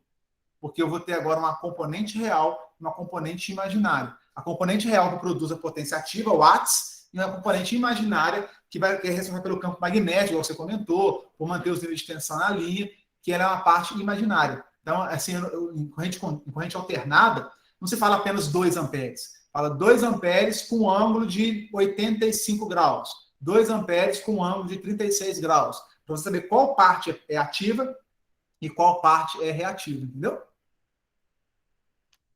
É muito louco, mas assim, é uma outra viagem. Calma, vamos entender o corrente contínua aqui primeiro, né? Que lá vocês vão ter aí 1 ano para entender isso em detalhes. Tá, mas só Só também para não ficar na curiosidade, esse ângulo aí ele está se referindo a mais ou menos o ângulo ali que está naquele momento ali naquela taxa de variação? Não, é o ângulo. Deixa eu te mostrar aqui. Ó. Não é esse ângulo θ. É um ângulo qualquer que vai me mostrar qual que é o consumo da nossa rede, da CEMIG, da sua casa, da parte real, que é um chuveiro ligado, por exemplo, da parte imaginária. Eu vou ter uma componente sempre aqui no eixo dos senos e uma componente do eixo do cosseno. Se for uma lâmpada incandescente antiga, se for um chuveiro elétrico, é só potência ativa. Eu não gasto nada de reativo, que a gente fala, né? Agora, se for um motor, um liquidificador, uma furadeira, além da potência ativa dos watts necessários para fazer o motor girar com força, eu tenho que alimentar o campo magnético do motor, da furadeira, do liquidificador, né? De qualquer máquina que você tem em casa. Eu tenho que alimentar uma parcela da corrente para produzir o movimento, produzir trabalho, e tem uma parcela que é para gerar o campo magnético do motor. O motor tem que ter um campo magnético. E aí, eu vou ter esse ângulo X aqui, por exemplo, de 45 graus, uma possibilidade, né? Onde eu vou ter uma corrente aqui de 5 amperes, por exemplo, onde eu vou ter 3 amperes ou 4 amperes para produzir o movimento e 3 amperes para produzir o campo magnético. Então, olha só, uma corrente total de 5, dependendo do ângulo, óbvio, né? Acho que o ângulo é 36 graus, alguma coisa assim. Um exemplo. 5 amperes total. Mas esses 5 amperes, eu tenho 4 amperes produzindo trabalho e 3 amperes produzindo campo magnético. Eu falo, professor, mas 3 com 4 dá 7, não dá 5? Né? Mas em números complexos, quando eu uso o ângulo para fazer as contas, quando eu uso hipotenusa, catetos com hipotenusa, 3 com 5 dá 3 com 4, perdão, dá 5. Vocês vão ver isso em detalhes no ano que vem. Tá? Então, é só vocês entenderem o seguinte, que às vezes no seu liquidificador, os 5 amperes que está chegando dentro dele, parte desses 5 amperes é para produzir potência ativa, eixo girando, né? Cortar uma mão lá, o morango, enfim, e parte dessa corrente é para produzir o campo magnético do motor do liquidificador. Entendeu? Eu tenho uma corrente e esse ângulo nos diz, esse ângulo nós vamos, não é esse ângulo θ aqui, esse ângulo nos diz exatamente qual parte que produz potência ativa, trabalho, e qual parte que está produzindo um campo magnético. Então, esse ângulo nos determina se eu estou gastando mais corrente para produzir movimento ou mais corrente para produzir campo magnético. Ele nos fala essa relação do total de corrente, qual que vai para um lado, qual que vai para o outro lado. É uma coisa fantástica. É tipo o argumento do número complexo, né? Não, tipo não. É o argumento do número complexo. Ah, peguei. É porque eu não usei, eu não sabia se vocês tinham essa noção. Você já viu números complexos já, não já? Não, mas eu sei o que é. Ah, tá. Então, assim, eu não usei esse termo porque eu não sabia se vocês iam entender. Mas né, tipo, é o argumento de um número complexo, que é o ângulo, né? É o fasor, é o ângulo do número complexo, entendeu? Então, eu vou ter 5 amperes, ângulo ou argumento 36,87 graus, por exemplo. Isso vai me dar uma parte real de 4, uma parte imaginária de 3, que somadas dão 5 no total. Entendeu? É isso que vocês vão ver. Mas é o próprio argumento. Ok? É uma coisa bem teórica, né? Você tá fazendo assim a divisão da potência ativa e reativa, tipo um triângulo retângulo, né? É um triângulo retângulo, que é o que está na imagem aí, ó. A gente trabalha o tempo todo com esse triângulo retângulo que está aqui na imagem. Né? Eu vou ter sempre uma parte no eixo X e uma no eixo Y. Ou seja, eu sempre vou ter 90 graus aqui. Eu posso pegar esse seno vermelho e trazer para cá. Ó. Então, sempre eu vou formar um triângulo retângulo. Sempre. Né? Quando eu falo de corrente alternada, de tensão alternada, a gente sempre forma um triângulo retângulo. Aí eu trabalho com os catetos, com a hipotenusa e com o ângulo entre a hipotenusa e o cateto do eixo X. Esse ângulo aqui, X, pode ser 30, 45, 27, 36, o número que for. Esse ângulo aqui é o argumento do número complexo. Ok? Aí existe tipo um plano geométrico, né, que faz assim, com a potência ativa e reativa, que você vai e faz o triângulo retângulo a partir desse plano, né? Seria isso? Exato. Aí, a todo momento, nós vamos montar sempre o triângulo retângulo, com a potência ativa no X, com a potência reativa no Y e a potência aparente, um terceiro nome que vai surgir, que é a hipotenusa. Então, a hipotenusa vai ser os VA, aqui serão os watts e aqui será o VAR, o reativo, né? Então, a potência são sempre 3 componentes: ativo, reativo e aparente, né? Cateto, cateto e hipotenusa. Vocês vão trabalhar o tempo todo com esses ângulos, seno, cosseno, ângulos, triângulo retângulo, a hipotenusa ao quadrado é igual à soma dos catetos ao quadrado. A gente trabalha o tempo todo com essas relações trigonométricas envolvendo o triângulo retângulo, porque a potência sai a partir daí, a corrente sai a partir daí, tudo vai surgir a partir daí, dessa análise. É algo fantástico. Aguardem Aí, em por verão, exemplo, tá por pouco. se você, por exemplo, utilizar seno e cosseno, né? A partir disso, você consegue calcular o valor, por exemplo, da potência ativa ou reativa a partir da aparente, né? Exatamente, isso aí que a gente faz. O que a gente faz em CA o tempo todo isso. Né? Eu sei que o fator de potência é o cosseno do ângulo. Vocês vão ver lá. O que é o fator de potência? É justamente o cosseno desse ângulo, que é a parte do eixo X, que é a parte ativa. Né? Vocês vão ver isso lá. O cosseno desse ângulo, cosseno de X, é essa delimitação aqui, a projeção no eixo X. Então, quando eu quero saber qual que é a potência em ativa, em watts de um equipamento, eu tenho que saber o fator de potência dele, o cosseno do ângulo, para saber a partir da potência aparente total, quantos watts que de fato ele consome. Entendeu? Vocês já viram alguma coisa de circuito CA aí, vocês estão bem tranquilos já. Chegando lá vai ser mole para vocês. Olha, pessoal, isso aí mesmo. O que eu queria mostrar aqui? Opa, isso aqui é legal. Vamos destrinchar aqui essa equação. Agora o Lenz contribuiu, Faraday fez a maior parte do trabalho, Lenz já colocou lá a assinatura, né, como alguém disse aí, no trabalho, e nós vamos entender melhor, a partir da aula que vem, nossa última aula, eu acho já, né, esse fenômeno da indução eletromagnética. Temos essa expressão, gente, em máquinas, ano que vem, na disciplina de máquinas elétricas, a todo instante faremos menção dessa expressão. Tensão induzida nos terminais de uma bobina, tensão induzida nos terminais de uma espira é menos Lenz, né, do contra, número de espiras que eu tenho, variação do fluxo no tempo. O que é a variação do fluxo?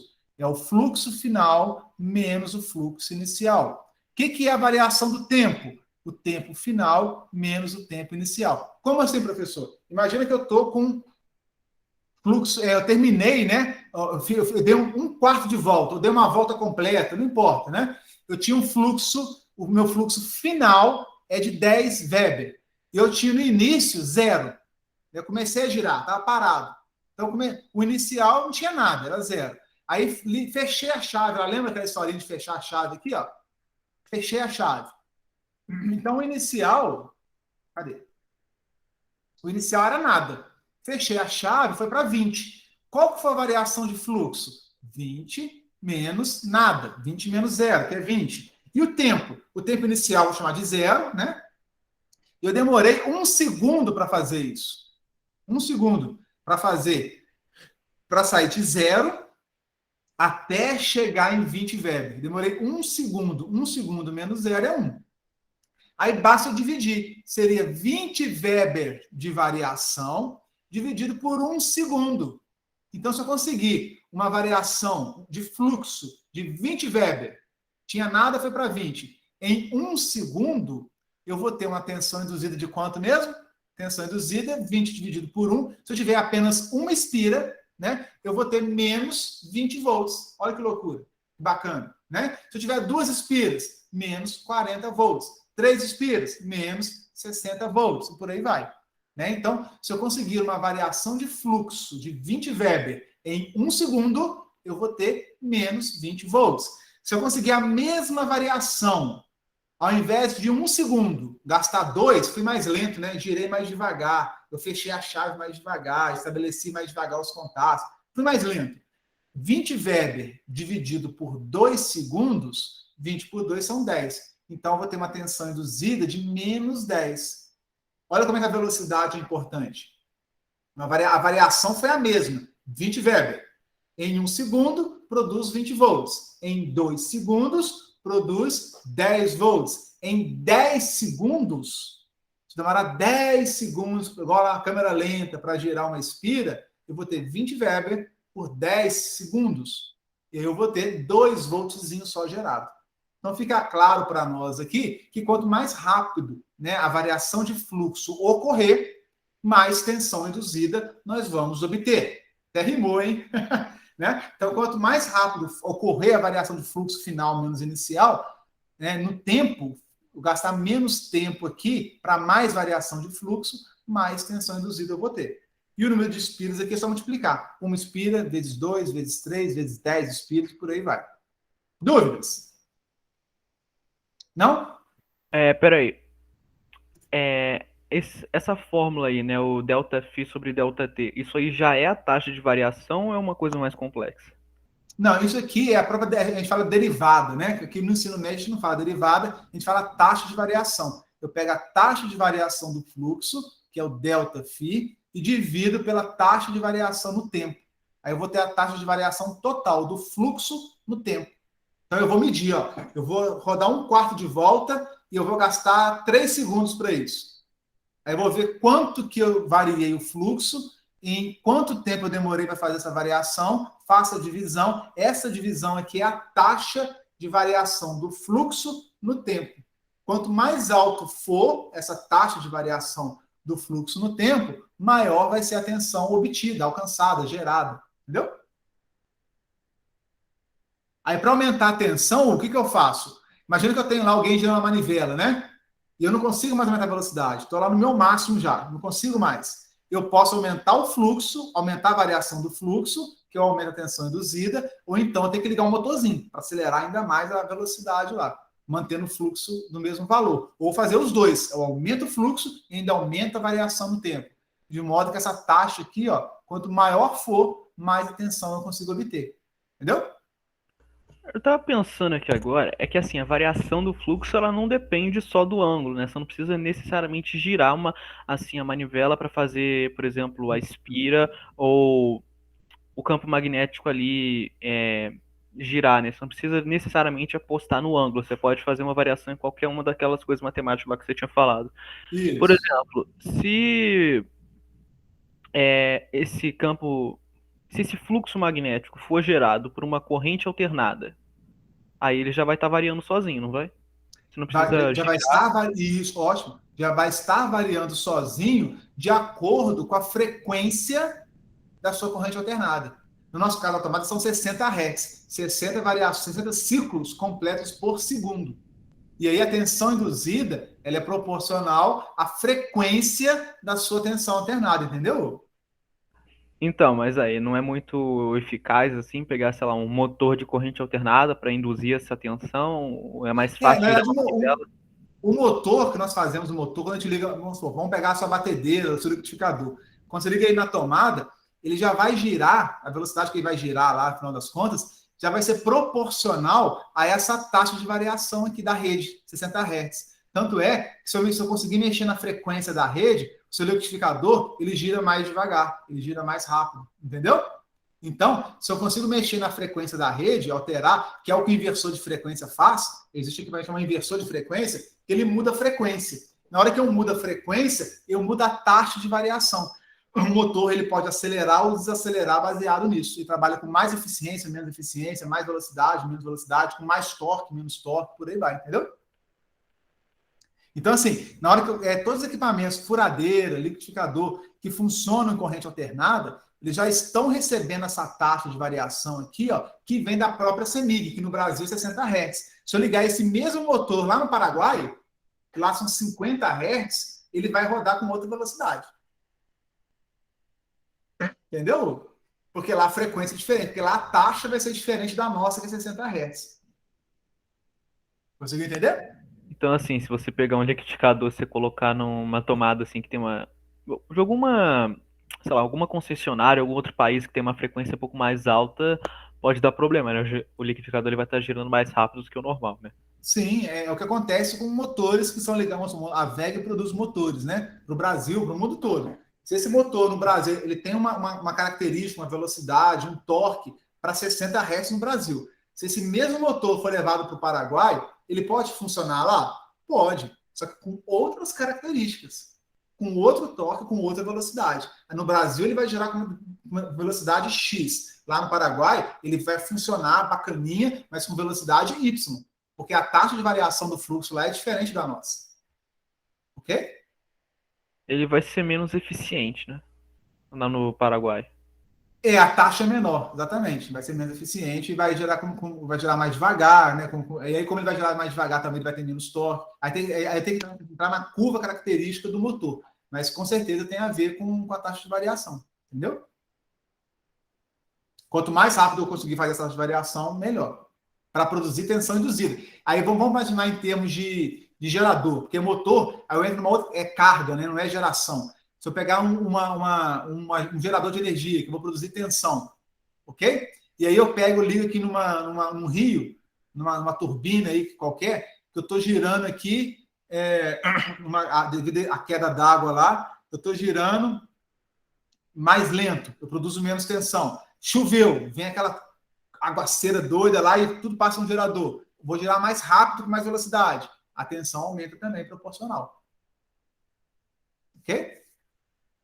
Então, tudo é proporcional à variação do fluxo no tempo. Variou o fluxo no tempo, variou a tensão induzida. Isso que a gente tem que ter em mente, né? Se eu arrumar métodos, tecnologias, para conseguir variar mais rápido no tempo, mais tensão induzida eu vou conseguir obter. É o que a gente falou, aquele exemplo, a gente pega um motorzinho, né? A manivela, o pessoal faz muito com DVD, põe 2 DVD, põe um elástico, aí gira lá aquele manivelinha lá, ou alguma outra engrenagem qualquer. Aí no motorzinho liga uma lâmpada, ou um LEDzinho, a gente vê ele piscando com mais intensidade ou com menos intensidade.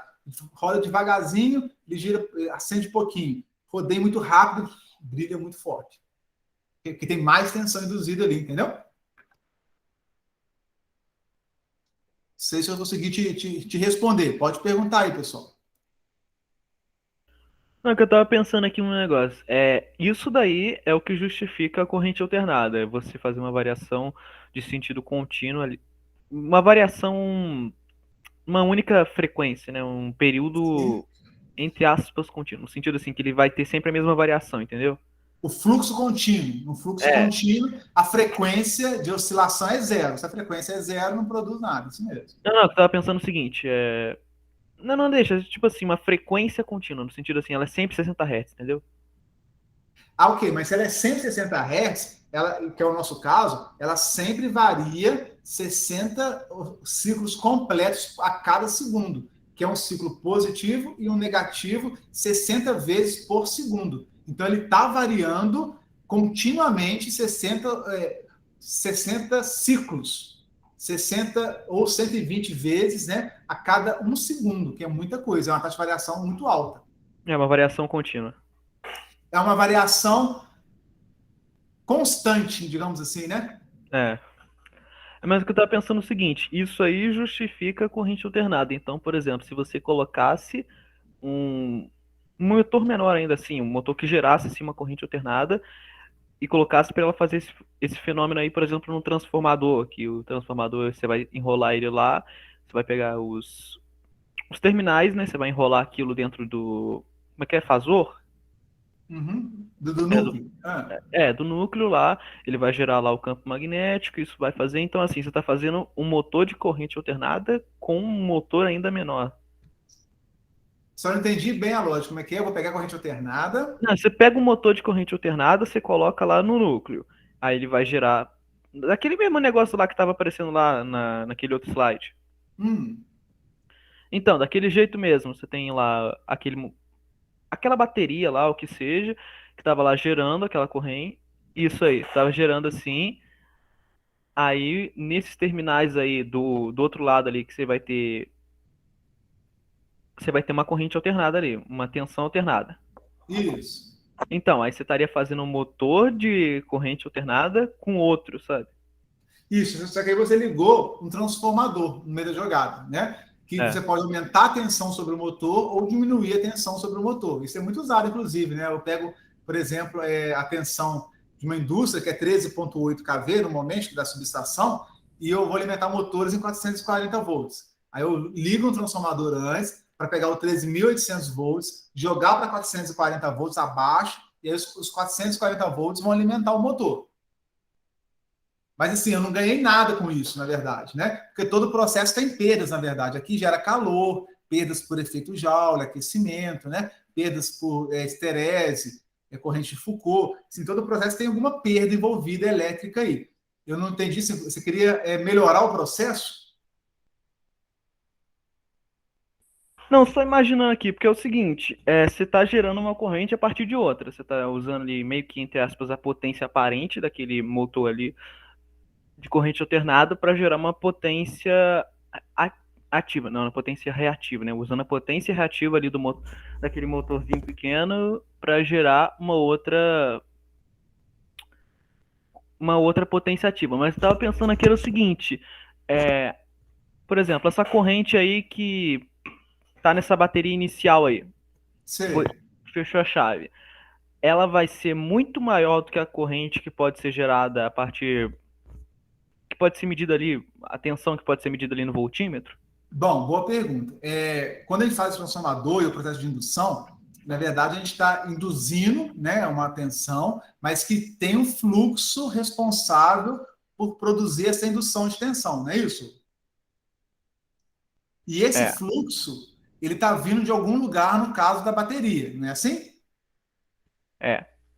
Então, tudo que eu gerar aqui no secundário, ainda que eu aumente a tensão, que eu diminua a tensão, no final das contas, ele está vindo dessa bateria. Ou você pode encarar que está vindo da concessionária, pode estar vindo da CEMIG, que no final dos ovos está vindo do gerador de energia, ok? Lá da usina qualquer. Bacana? Então, tudo que eu consumir aqui, motor, carga, indústria, residências, cidades, tem que vir de uma fonte. Tem que ter uma fonte ligada. E aí, a gente não consegue, a gente não cria energia. Por isso a gente faz assim, a gente toma muito cuidado quando a gente fala que eu estou gerando energia, né? Eu estou convertendo, na verdade. É um processo de conversão. E aí, tanto é que no transformador, a potência que entra aqui, ela é igual à potência que sai. Melhor dizendo, tudo que entra, tudo que sai, ainda é um pouquinho menor do que em relação ao que entra, porque tem as perdas internas. O transformador tem as perdas para aquecimento, efeito Joule, dispersão, né? Eu botei todos os fluxos rodando bonitinho aqui, mas algum ou outro sai aqui, muito pouquinho mais sai. Ou seja, toda a potência, o que é a potência? Lá em corrente contínua mesmo, multiplicação da tensão pela corrente, V vezes I. Toda a multiplicação de V vezes I, a potência que sai aqui no secundário, ela é igual, aliás, um pouquinho menor ainda, porque tem as perdas, em relação ao que entra. Então, se eu vou ligar aqui, 1 megawatt de carga, tem que entrar 1 megawatt, aqui um pouquinho mais, porque tem as perdas, mas vamos desprezar as perdas, né? Se eu consumir aqui 1 megawatt, tem que entrar 1 megawatt no primário. A fonte tem que fornecer no primário 1 megawatt para sair 1 megawatt de potência aqui do outro lado. Entendeu? Então, tudo que eu tirar de energia daqui, ela tem que vir de uma fonte, de uma geradora, de uma bateria. Pô, professor, qual que é a vantagem, então? A vantagem é que eu posso utilizar essa energia numa tensão mais alta ou tensão mais baixa. Mas o que tá sendo consumido aqui, o que é necessário para o motor funcionar aqui, ele tem que vir exatamente da minha fonte, do meu gerador, da CEMIG, da minha pilha, da bateria, da onde for, entendeu? Então, assim, eu não crio energia. É perigoso esse conceito de falar, eu criei energia, eu induzi, assim, eu produzi tensão. Não. Eu peguei aqui uma fonte, um fluxo, eu gastei energia para produzir esse fluxo. A energia que eu estou gastando para produzir esse fluxo está vindo de uma fonte, está vindo de um ímã, está vindo de algum lugar. E é isso que eu estou convertendo para ligar aqui na minha carga. Beleza? No caso de um gerador, não tem o gerador que ele pode ser uma fonte, mas eu estou gastando feijão para girar uma manivela, eu estou gastando queda d'água, estou gastando vento, estou gastando vapor que está sendo movimentando uma turbina, então eu estou gastando alguma lenha, gás, alguma coisa para produzir, aquecer a água e gerar vapor. Sempre tem uma fonte de energia que eu estou colocando na saída do gerador que está sendo consumida aquela energia em algum outro lugar do sistema. Entendeu? O sistema ele é fechado. Todo sistema, né, disponível no universo é um sistema fechado. Eu consumi energia aqui, essa energia vem de algum lugar. Ok? Então é tipo uma conservação de energia, né? Tensão É uma conservação.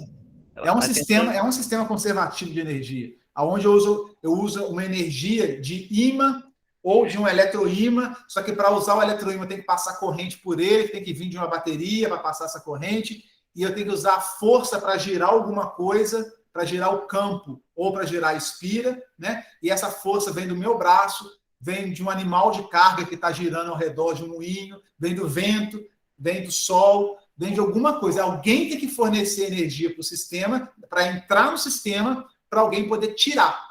Só se tira energia do sistema se alguém colocar. Na verdade, você coloca um pouquinho a mais do que você tira, porque tem as perdas internas ainda, aquecimento, dispersão, né, fugas. Então, você sempre tem que colocar um pouquinho, quando a gente fala de eletricidade, eu estou falando de 10% a mais, sempre você coloca 10% a mais para retirar aquele valor ali, porque tem as perdas de uns 10% que ficam no meio do caminho. Então, grosso modo, né? Então, se eu quero tirar 1 megawatt de carga, eu tenho que colocar 1,1 megawatt no sistema.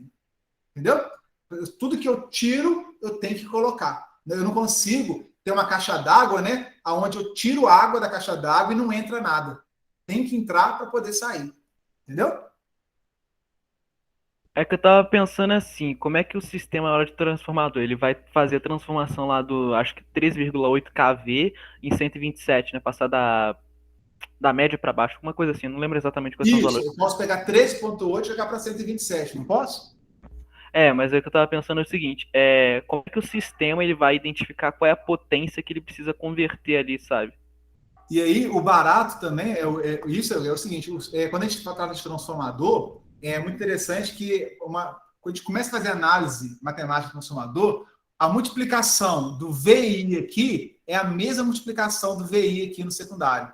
Ou seja, se aqui saiu 127 volts, a corrente aqui vai ter que ser muito maior, porque a multiplicação do V vezes I no secundário é a mesma multiplicação. Aqui era 13,8 mil volts. Tinha uma corrente pequenininha, 13.800 volts com uma corrente de 0,1 ampere. Na hora que eu converto isso no transformador, sai 127 volts. Uma tensão muito menor do que 13.800, mas a corrente vai lá para cima. De modo que é tão perfeito esse sistema que a multiplicação da tensão vezes ampere no primário é igualzinha à tensão da tensão vezes o ampere no secundário. Então, se a tensão cai, a corrente sobe. Se ao contrário, se a tensão sobe, a corrente cai. De modo que a multiplicação do que entra e do que sai, que é a potência, é exatamente a mesma. É um sistema onde, se eu diminuir a tensão, a corrente vai subir. Se eu aumentar a tensão, a corrente vai cair. Justamente para manter a mesma multiplicação da potência do primário igual à potência do secundário. Quem define quanto de potência é necessário? A carga, a resistência. Então, vamos imaginar uma carga resistiva aqui, um chuveiro. 11 ohms, eu tenho aqui disponível 127 volts. Para 11 ohms, você faz o V igual a R vezes I. Então, o I, a corrente aqui, vai ser os 127 volts disponível, que está na tomada disponível, dividido por 11 ohms, por exemplo. Entendeu? Um exemplo aqui. 11 ohms, 8 ohms, qualquer valor que você queira de resistência aí. Aí, eu vou definir, por exemplo, aqui, 10 amperes, 127 volts no secundário, com 10 amperes. E aí eu vou ter uma potência. Essa potência tem que vir do primário. A tensão do primário normalmente é fixa, a corrente que vai circular aqui no primário vai ter que ser um valor para dar os mesmos 10 amperes aqui no secundário, entendeu?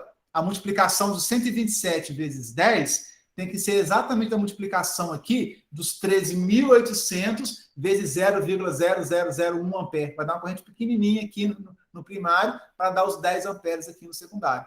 Quem define a corrente é a carga, a quantidade de resistências que eu vou conectar aqui no secundário do meu transformador. Se não tiver carga nenhuma, está aberto, chave aberta, não tem nada ligado, a corrente aqui é zero. A corrente no primário também vai ser zero. Ok?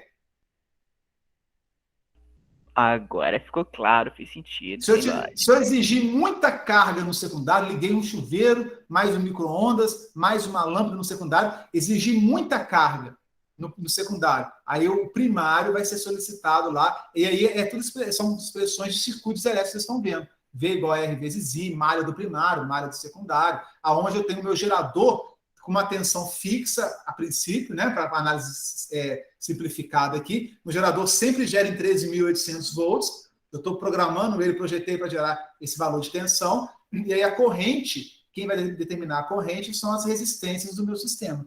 Quanto mais resistência ou menos resistência, a minha tensão que estou gerando 13.8 vai mandar mais corrente ou vai mandar menos corrente de acordo com a carga que eu tenho instalado, ou de acordo com as várias malhas, vários nós que nós temos no sistema, que é um grande circuitão.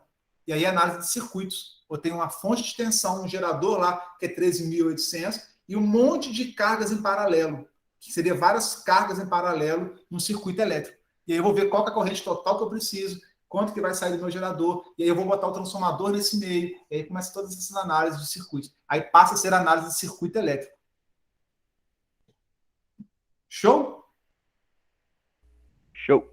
E aí o bacana é isso, assim, claro, assim, vocês estão vendo isso a primeira vez, né? Dá nó em pingo d'água mesmo. Mas assim, vocês estão vendo os conceitos eletromagnéticos aqui e os circuitos lá com o meu xará, com o Rezende. E, na verdade, quando a gente fala do sistema brasileiro, o sistemão, é a união desses dois conceitos. Né? Como é que induz tensão, como é que produz, tal. É magnetismo. Vamos calcular qual corrente que eu preciso. Aí é circuitos. Tanto é que na próxima aula eu consigo trazer um exemplo aqui, deixa eu ver. Deixa eu ver se eu coloquei no slide aqui. Cadê? Aqui vai ser eu coloquei uma resistência, ó. Para a gente não ficar só falando, né? Eu vou unir aqui os conceitos do magnetismo e coloquei um circuitinho com 3 ohms. E eu vou calcular a corrente que eu preciso, tensão induzida que vai ter. Então, eu consigo mostrar na próxima aula. Primeira coisa, você tem que entender o conceito do magnetismo. Depois que entender o conceito, virou circuitos. Eu botei o circuito bem simples aqui, uma carga só e tal, né? Eu tenho milhões de cargas no sistema, mas eu coloquei uma carga aqui para mostrar que agora nós vamos juntar as duas coisas. Circuitos com magnetismo para calcular corrente ampere, tensão induzida. Eu tenho um desenho aqui que mostra magnetismo, mas aqui é um circuito elétrico, uma malhazinha simples. Entendeu? É um circuito sério aí, mole de calcular, só para vocês fazerem a ligação daquilo que é magnetismo, daquilo que é circuito elétrico. Show plus? E aí, pessoal, eletricidade, ela é construída. Né? Vocês estão vendo aqui, tudo é muito novo para vocês. Tem hora que deixa de fazer sentido. Aí um professor vai dar uma aula numa outra ocasião que começa a fazer sentido. Mas daqui a pouco perde o sentido de novo. Você não está entendendo mais nada. Aí daqui a pouco vem outro professor iluminado lá e te dá mais um detalhe. Opa, voltou a fazer sentido. E quando vocês chegarem ao terceiro ano, ao final do terceiro ano, que as coisas vão começar a casar bacana demais mesmo. Opa, entendi a eletricidade. Entendeu? É igual andar de bicicleta, nunca mais vocês vão esquecer. Tá? Então, nós estamos aqui no primeiro ano construindo conceitos, construindo fundamentos. Tá? E em alguns momentos, isso talvez perca um pouco o sentido. É um processo normal. Opa, agora eu embolei tudo, já não estou sabendo mais nada. Mas daqui a pouco, como vocês continuam estudando, continuam resolvendo circuitos, estuda máquinas, estuda eletrônica, aí volta no magnetismo, e o professor de eletrônica fala do magnetismo, o professor de máquinas também, e fala de circuitos, e as coisas vão se encaixando, e começa a fazer mais sentido ainda, a ponto de vocês não terem mais dúvidas. Até isso acontecer, é totalmente normal vocês terem todo tipo de dúvida, e vez ou outra, achar que está perdido e não entendendo nada. Tá? Isso faz parte da eletricidade, ainda mais quando entra em números complexos. Vira um balaio de gato, e aí tudo é muito assim, a mente tem que expandir. E até a mente expandir demora um pouquinho isso acontecer. É progressivo, tá? Não se preocupe. Ok? Show demais, né, pessoal? Deu para clarear algumas coisas aí? Semana que vem nós faremos a nossa última aula aí, fechando esse assunto de fluxo e de indução magnética. Teremos alguns exemplos, tá? Iremos trabalhar alguns conceitos interessantes, matemáticos, inclusive. A gente fecha o nosso conteúdo. Dúvidas? A guitarra não deu tempo de falar hoje, são 3 minutos. Começa na guitarra semana que vem. Começa aqui no slide 17. Alguém me lembra aí, por favor, semana que vem, a partir do 17. Quem me lembra? Era para ser a Lara, né? Mas dá para lembrar. Você avisa ela. Que aí eu vou falando 18, eu dou o exemplo da guitarra aqui, que eu vou chamar o Renan para me ajudar, mas o pessoal que está aprendendo aí, a Rebeca toca violão, para ilustrar o que nós falamos aqui. Agora, basicamente, agora é só ilustração, exemplo e exercício. O conteúdo teórico já foi todo dado na aula de hoje. Vai tentar aplicar isso no nosso dia a dia para vocês fixarem o conhecimento. Perfeito? Dúvidas, senhores? Não? Ok? Vamos finalizar aqui, então. Agradeço demais a atenção de todos os senhores. Muito obrigado pela paciência e dedicação de sempre. Não deixe de estudar em casa, rever material, rever a gravação, buscar novos vídeos na internet, né? Ler os slides para vocês irem aprendendo cada vez mais aí. Beleza? Muito obrigado por tudo. Um grande abraço para os senhores. Fiquem todos na paz do Senhor Jesus e até a nossa próxima aula. Obrigadão pela atenção, pessoal. Valeu, Gabriel. Valeu, Felipe. Valeu. Valeu, Valeu, Gão. professor. Até mais. Valeu, camarada. Valeu, Renan. Show.